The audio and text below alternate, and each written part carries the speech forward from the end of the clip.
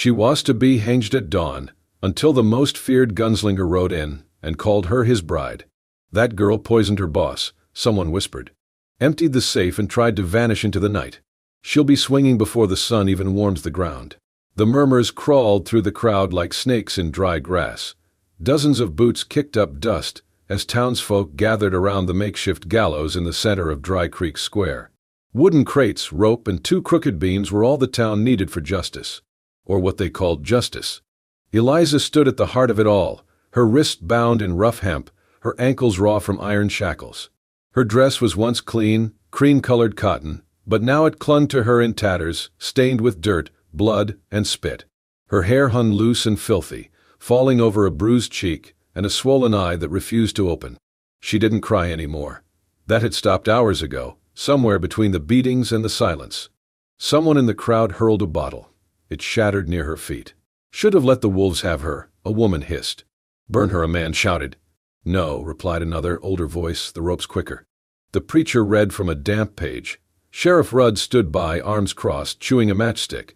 None of them looked directly at her. Eliza didn't lift her head. Her breath came slow, tired. She wasn't guilty, but in Dry Creek, being poor and unwanted was enough. The rope was draped over the beam, looped with care. The hangman, a drunk with a cough, tightened the noose, his eyes avoiding hers. The sheriff nodded once. The rope was drawn around her neck. The hangman stepped back. A moment passed. Then, a thunderclap of hooves exploded across the still air. Gasps erupted as a black horse charged into the square, kicking dust high as it reared. On its back, a man in a long ash-gray duster sat tall, his wide-brimmed hat shadowing a face etched with grit and silence. He pulled a revolver from his side and fired once into the sky. The shot cracked louder than a whip, freezing the entire square. "Get your hands off my wife," he growled. Silence. No one moved. "I said drop the rope," the man barked, his revolver turning from sky to gallows. Sheriff Rudd stepped forward. "Who the hell are? Someone you don't want to test." He flipped a paper from his saddlebag and tossed it near the preacher's feet. It flapped open in the dust. A marriage certificate. The hangman hesitated, looked at the sheriff, then stepped back. The man dismounted in one fluid motion. His boots hit the ground with a thud that made the boards tremble. He climbed the steps to the gallows.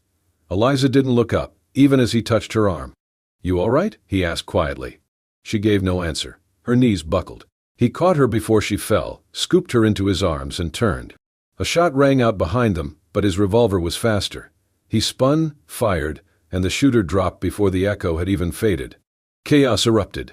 He swung onto the horse with Eliza in his arms, kicked the beast hard, and bolted through the square, dust and curses trailing behind him.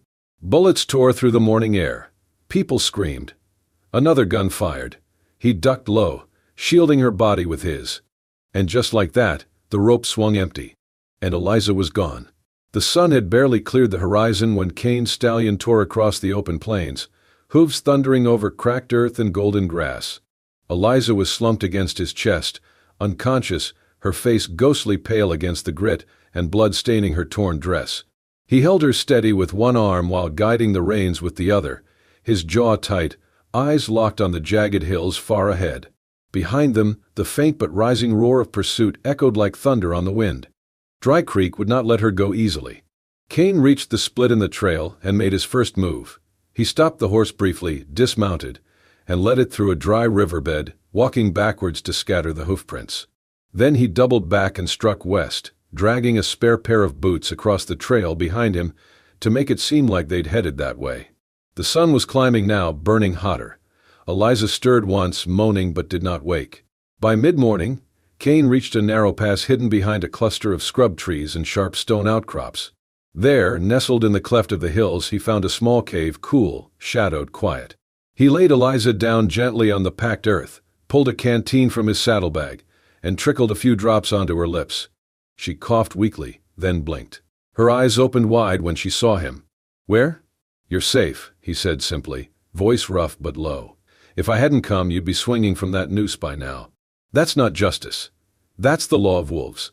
Eliza blinked again, dazed. "Why did you?" Cain didn't answer. He handed her the canteen and turned away to watch the pass below. The question hung between them like smoke. Far in the distance, a cloud of dust rose, a search party. Kane's eyes narrowed. They were moving fast, too fast. Town dogs, he muttered. And something worse. He reached for his rifle, a battered Winchester with the stock dark from sweat and time. He checked the chamber, slid the bolt back with a practiced flick. "Eliza," he said without looking at her, "we've got trouble, more than one kind." From behind a ridge to the north, a second group emerged. Black coats. Black horses. Not townsfolk. Bounty hunters. He recognized one of them. Mendez. A ruthless tracker out of El Paso who never asked questions, just collected heads. He would not be here by accident. Kane swore under his breath. The men who had paid him to kill Eliza must have heard he let her live. Now they were cleaning up their mistake with bullets. He turned to Eliza. "We have to move. Now." She tried to sit up, wincing. "I can't." "I'm not." "You don't need to run," he said. "You just need to trust me." Kane led her through a narrow chute of rock that curved behind a ridge, then crouched low behind a high cluster of boulders. From there they had a view of the pass. He tied his horse to a hidden route, loosened the saddle to make it look abandoned. Then they waited. The wind picked up, blowing grit into their faces. Eliza shivered. Kane settled the rifle across the rocks, adjusted his aim. "Stay down." Footsteps, hooves, voices. 3 men crested the rise. 2 from the town, 1 from Mendez's crew. Kane let the first step forward. 1 breath. 2. Then he squeezed the trigger. The crack of the Winchester shattered the air. The man dropped like a marionette with strings cut. Panic. The others scattered for cover. Kane's next round dropped the bounty hunter mid-turn, bullet through the chest. The third man fled, boots skidding in panic. Kane did not shoot again. Eliza stared at him, wide-eyed, breathing hard. He lowered the rifle and looked at her. "I only fire when I know what I'm aiming at," he said. She said nothing. But in her silence something shifted. Not fear. Not gratitude. But the first trace of understanding. They weren't safe yet. But in Kane's silence, and in the bodies cooling below, she saw what kind of man had saved her. Not a hero. Not a husband. But someone who never missed. The canyon was narrow, carved by time and wind into a winding scar of red stone and silence. By the time Kane found the small shelter wedged between 2 sloping cliffs, the sun had dipped low, painting the sky in streaks of copper and blood. He dismounted without a word, lifted Eliza from the saddle, still weakened, still wary, and carried her toward the rocky alcove where wind couldn't reach. He set her down gently on a patch of packed dirt, handed her a blanket, and then turned to build a fire. Sparks lit up from flint and steel, catching on dry mesquite and pine shavings. The flames rose, slow but steady. Eliza didn't speak for a long time. She sat with her knees drawn up to her chest, eyes lost in the dance of the fire. Her throat was raw, her muscles sore from days of fear and rope and running. But her mind was sharper than ever. Watching. Waiting. Kane sat across from her, the fire between them. He cleaned his rifle with methodical precision, every motion deliberate, quiet, practiced. The shadows shifted on his face, hiding his eyes, revealing the scar that ran down his neck like a crack in armor. Finally, Eliza found her voice. "You never answered," she said. "Why did you save me?" He didn't look up. "I did." "That's not an answer." Kane paused, then glanced at her. The firelight flickered in his eyes. "Because you didn't cry." She frowned. "What?" "When they dragged you through that crowd, tied your hands, pulled the rope tight. You didn't beg. You didn't scream. You didn't cry." He leaned back, arms resting on his knees. "Only the innocent do that. The ones who know the truth won't change anything. The guilty always make noise." Eliza turned back to the flames, unsure if she felt seen or accused. "I didn't cry because I knew no one would listen," she whispered. "Exactly," Kane said. "That's how I knew." The silence returned, thicker now. She shifted. "You know more than you should. About me." Kane's hands stopped moving. "You knew my mother died of fever," she continued. "You knew about the burn on my left hand. That I worked in Riverbend. That I watched you for 12 days," Kane interrupted, quiet but steady, "before the hanging." Her blood turned cold. "I was hired to kill you," he said. "Clean job. 1 shot. Done." Eliza's breath caught. "But I didn't. I couldn't." He looked at her now, really looked. "Because I saw how you lived. I saw the lies. I saw you give your food to a starving boy, take a beating for defending another girl. I saw the fear in your boss's eyes, not yours." She didn't speak. Couldn't. "You were meant to die for someone else's crime," he finished. That night she didn't sleep. Kane lay near the fire, eyes closed but ears alert. Eliza lay awake, heart pounding. She watched the shadows creep across the canyon walls. The truth in his voice lingered louder than any gunshot. Somewhere in the dark before dawn, she rose, gathered her things, moved silently. She reached for her torn, blister-worn boots and stopped. Next to them sat a brand-new pair, soft leather, her size, and atop them a folded scrap of paper. "If you run, at least do it comfortably." She stared at it. Her fingers trembled. Her eyes drifted to Kane, still lying by the fire, unmoving. Had he known she would try? Or had he just accepted that she might? She sank to her knees beside the boots. But she didn't put them on. Instead, she sat in silence. When the fire hissed low and dawn kissed the canyon walls with gold, she stood and walked to him. Sat across from him again. Kane opened his eyes. She met his gaze. "I'm not going anywhere," she said. He gave the faintest nod. "Didn't think you would." They said nothing else. But something shifted quietly, like dust catching firelight. Trust not built, but recognized. And maybe, just maybe, beginning. The canyon had grown quieter over the days. The sky, once blistering, now softened into a pale blue, the wind blowing low through the brush like an old whisper. Kane had gone to hunt rabbits just before dusk, leaving Eliza with the fire and a pot of simmering beans. He had taken only his knife, trusting the land and silence to do half the work. Eliza moved slowly as she cleaned their meager belongings, canteens, plates, the edge of a torn blanket. When she reached Kane's coat, slung carelessly over a rock, she folded it with the intention of packing it beside her own. That was when something fell from the inner pocket. She froze. It was a small, yellowed slip of paper, creased, stained at the corners. Her name stared up at her in faded ink. Eliza M., $500, clean, paid. Her stomach dropped. Hands trembling, she opened the folded page fully. The message was blunt, cold. No flourish. No justification.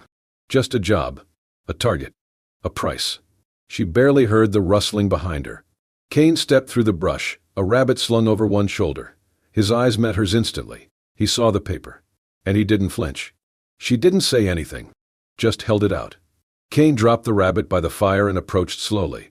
Took the paper from her hand. Folded again without a word. "You were hired to kill me," she said, her voice low, even. "Yes," he replied. "For $500. He nodded. "How many others?" she asked. 21, he answered without pause.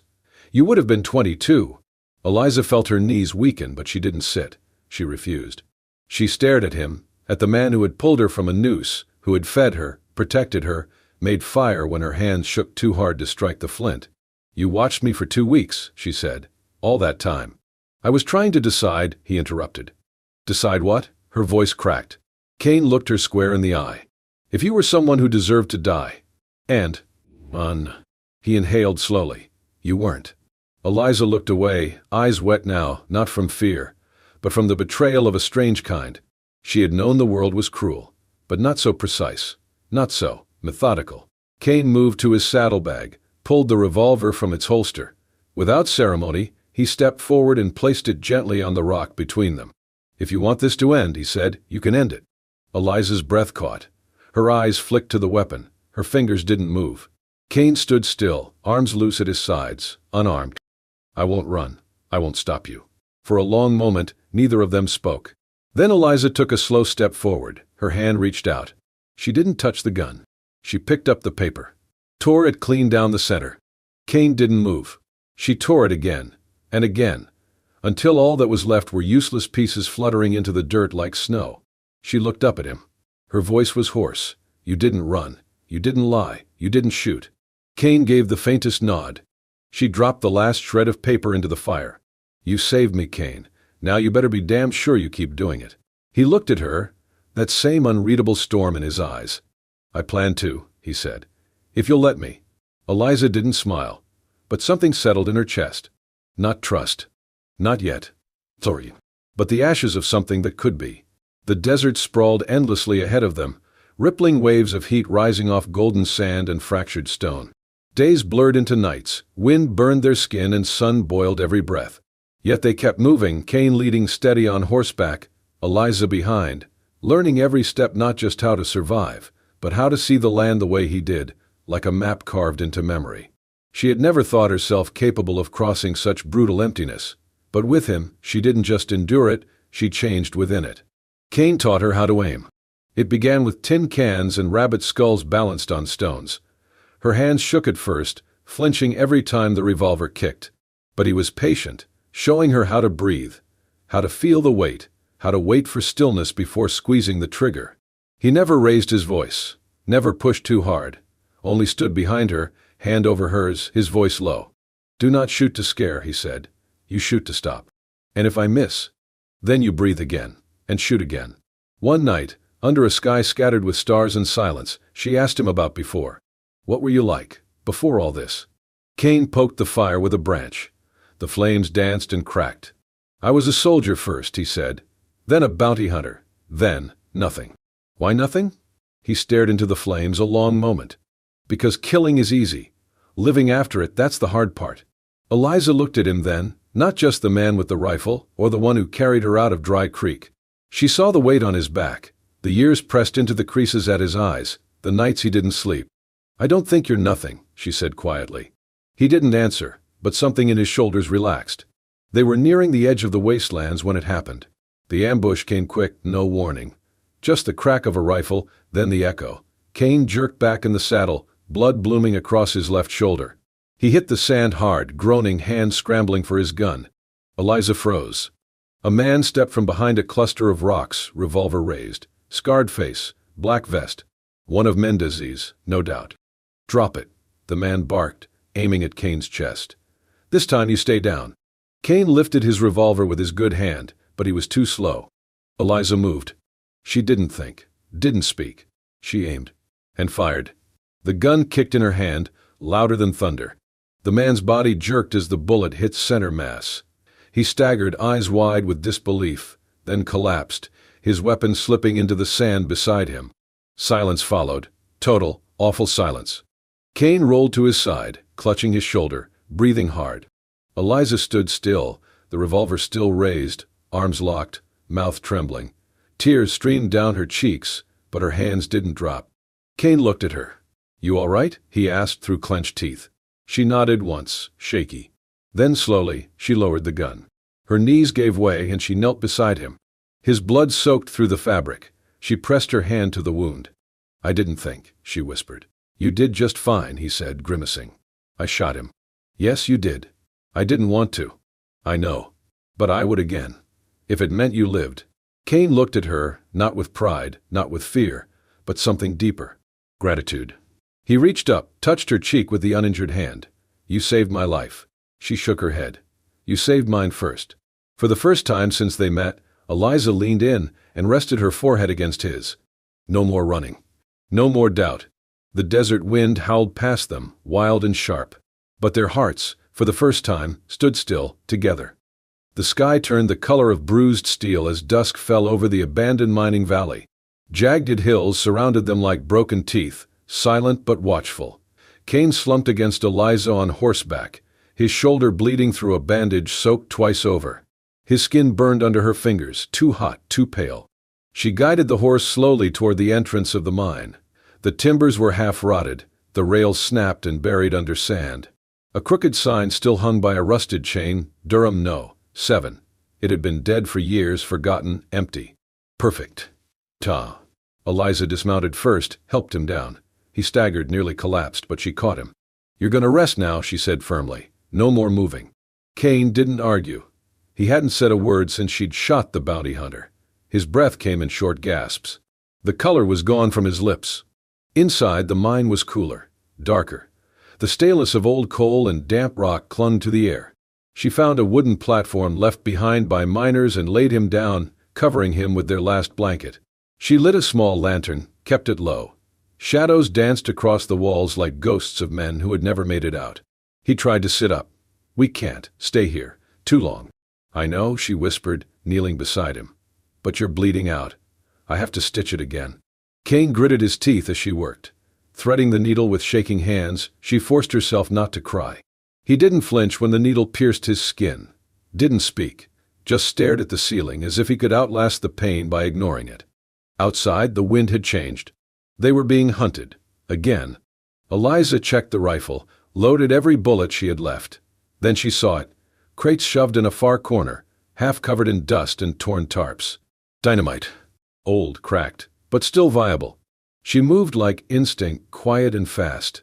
She laid out a string of charges along the lower shaft, connected them to a fuse line, then pulled a loose coil of fuse up to the entrance.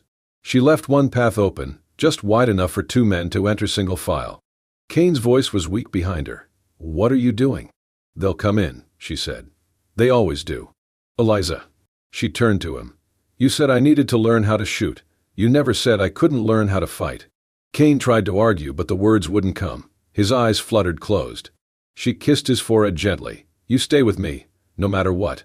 An hour passed. Then hooves. Boots. Voices. She heard them before she saw them, at least 4, maybe 5. They crept down the path like wolves in the dark, guns raised, flashlights slicing shadows into pieces. Eliza crouched by the entrance, waiting, fuse in hand. "Where is he?" Someone barked. "They've got to be down here," another voice said. "Kane's too hurt to run far." "Leave the girl. The man's the contract." Eliza's eyes narrowed. Her hand didn't shake. She let the first 2 men pass into the main shaft. The moment their feet hit the inner track, she struck the match. The fuse hissed. 1 second. 2. Boom. The mine roared like the mouth of hell opening. The blast shook the stone, sent fire and rock and smoke screaming through the shaft. Screams echoed once, then nothing. Just silence and the slow collapse of timber and dust. Eliza ran back, coughing, eyes burning. Kane hadn't moved. She dropped to her knees, shaking his shoulder. "Kane, wake up, please." His skin was colder, his breath shallow. "Don't you dare," she whispered. "Don't you leave me. You don't get to choose for both of us." She laid her body against his, held him close, trembling. "I will not let you die," she said, tears hot on her cheeks. "Not while I'm still breathing. Not while I still have hands to hold you." His eyes fluttered, barely open. "You, okay?" She laughed through a sob. "You idiot." Kane gave the ghost of a smile. "Told you not, to stay. And I told you I'd choose." She kissed him, salty, fast, desperate. "Stay with me, Kane, please. Just stay." His fingers brushed hers weakly. "I'm not going anywhere." They lay together on the cold stone, hearts hammering, the mind behind them sealed by fire and fury. She had chosen. And this time, it was not to run. It was to fight for him, because for the first time in her life, someone had fought for her. Kane awoke to stillness. The kind of stillness that came after fire, after pain, after the world had collapsed and only the dust remembered how to breathe. His eyes opened slowly, blinking against the soft morning light filtering through the slats of the mine's collapsed entrance. The air was cool now, not sharp but quiet, like the earth itself had exhaled and gone still. Somewhere outside, a bird called once sharp and clear, then fell silent again, as if even the wind dared not disturb what had been decided in blood the night before. He shifted, or tried to. The motion pulled at his shoulder like something inside him had been broken, hollowed out, and left to smolder. The pain was there, deep and slow, but it no longer burned with urgency, just a reminder, just a ghost. And then he saw her. Eliza sat beside him, knees drawn to her chest, back resting against the stone wall. Her head had slumped sideways in sleep at some point, but her grip on his hand never loosened. Both her hands wrapped around his like they were anchoring him to the living. Her face was smudged with ash, a smear of blood dried near her temple, but her expression, when she stirred awake and saw him watching, held no fear. Only fire. "You're awake," she said, her voice hoarse and soft. "I wasn't sure if you'd still be here."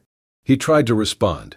His throat was dry, tongue thick as dust. He swallowed, slowly, and rasped out, "I told you." "I'm not going anywhere." She let out a shaky breath, half laugh, half sob. It hitched in her chest and didn't need words to explain itself. They sat in silence for a long time, wrapped in the cave's quiet and the gentle echo of a life not taken. Then, softly, she asked, "If there's no one left to pay you to kill, if there's no debt, no contract, no target, then who are you, Kane?" He blinked slowly, as if the question were an arrow shot deep and true. He looked past her, into the rising light. Then, after a pause long enough to mean something, he said, "I'm the last man you trust." Eliza didn't move, didn't flinch. She just looked at him like she already knew, and needed only to hear it aloud. Her thumb brushed against his palm, slow, deliberate. Her voice dropped into something only meant for him. "And this time," she whispered, "I'm the one who chooses." Kane looked at her fully then. the streaks of soot across her cheeks, the dirt under her nails, the wild, fierce steadiness in her eyes. She was not a damsel, not a victim, not a woman who needed saving anymore. She had saved him. He didn't deserve that, didn't ask for it. But he would not refuse it. His fingers, weak but warm, curled around hers. "I won't let you regret it," he said. "I already don't," she replied. No apologies. No begging for forgiveness. No need. Just the hollowed-out mind behind them, the trail ahead still uncertain, and between it all, a fragile, fierce, undeniable truth. She had chosen him. And he had chosen to stay. The border town of Loretto was the kind of place where names faded like worn denim and stories drifted faster than the wind across sun-bleached roofs. It was a town built on second chances, the kind where the past was rarely mentioned out loud, and scars were just part of a man's handshake. Dust clung to boots no matter how many times they were wiped clean. The sunlight turned every porch into gold and every shadow into a place where things could stay hidden. Trouble usually arrived quiet, masked behind whiskey smiles or the hollow sound of an empty saddle returning. And folks knew to keep their heads down when it did. But not here. Not anymore. Not at the edge of town where a small adobe cafe stood beneath the leaning branches of a crooked mesquite. Above its swinging doors hung a hand-painted sign, the letters faded but proud, Eli's. No one asked who Eli was. No one needed to. Cain hammered in the last nail on the left shutter as the sun began to warm the porch boards. His sleeves were rolled, revealing the faded line of a bullet scar along his forearm. Inside, the scent of coffee drifted out with the breeze, strong, bitter, grounding. Eliza moved behind the counter with ease, apron tied tight around her waist, a streak of flour across one cheek. She hummed as she served tamales to the two ranch hands who came every Thursday morning with silver in one hand and ghost stories in the other. Their lives had shrunk to something simple, something soft, shared in half-smiles, silent glances, and the quiet rhythm of people who didn't need words to mean everything. It was enough, until the door creaked open. A man stepped through, tall, dust-stained, coat dragging the wind behind him. His boots struck the floorboards like warnings. He didn't smile, didn't blink, just scanned the room with eyes like cold iron. Then he saw Cain. "You him?" the man asked, voice cracked with miles. Cain didn't move. "Cain Gravehand," the stranger continued, "bounty hunter from Elkhorn Ridge." The cafe went quiet. Coffee stopped mid-pour. Forks hovered above plates. Eliza stepped forward. She didn't raise her voice. She didn't reach for anything. She just looked at him. "No," she said. "That man doesn't live here anymore." The stranger raised a brow. "He used to kill on command," Eliza continued. "He used to belong to whoever paid the most. But not anymore. Now he belongs to no one. Except me." The man looked between them. Whatever he saw in Cain's eyes wasn't threat, but it wasn't weakness either. Just stillness, peace earned at a high price. He gave a slow nod and turned, walked out without ordering. Cain exhaled. Eliza turned to him, wiping her hands on her apron, her voice low. "Not everyone needs an explanation." Cain's lips twitched, a smile, small but real. They stood there a while longer, the cafe returning to quiet. The wind swept dust across the porch. The sun began its slow descent behind the hills, throwing golden light across everything it touched. Eliza looked toward the horizon, then at Cain, and she said, softly, "He was sent to kill me, but chose to save me. And in the end I chose him, not to live, but to finally feel alive." If this story struck something deep in you, if you felt the desert wind, the sting of betrayal, the thunder of hooves, and the hush of two hearts choosing each other in a world that never gave them the chance, then you're right where you belong. This is Wild West Love Stories, where justice is personal, love rides on instinct, and every bullet dodged is a vow kept. Subscribe to our channel for more raw, emotional tales of passion, redemption, and survival across the untamed American frontier. Tap the bell so you never miss a story where love isn't always gentle, but it's always real. Thanks for riding with us. We'll see you at the next sunset.